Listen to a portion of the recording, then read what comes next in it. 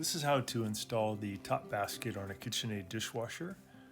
Pretty easy to do. We're going to pull out these rails on either side, and we're going to take these blue latches and pull them open by turning them out away from the center of the dishwasher. We're going to guide the wheels into the rails one by one. So we'll do the right side. Just going to guide it right in there. It should go in real far to your right. It should be pushed to the outside of the rail. And we'll go ahead and get that over onto the next wheel.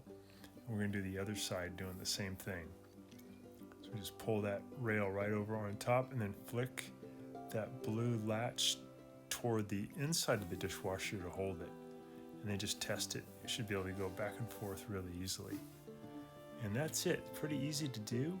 You could also take a cup and put it in upside down so it's facing up, put it in the dishwasher, and then run the dishwasher for about probably 10 minutes. And when you open the door and check, that cup should be full of water.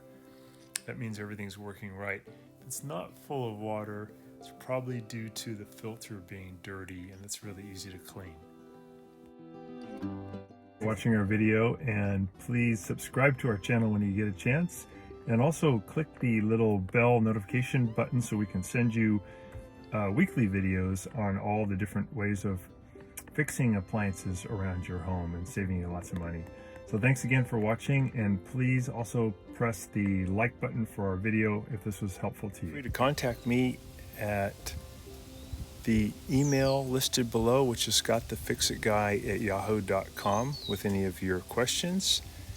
And also, if you need to have a FaceTime meeting with me or a Zoom meeting, you can click on one of the links below in the description, and we can set up a 15-minute or 30-minute video conference where we can work on your appliance problem. So thanks again for all your support and for watching the video.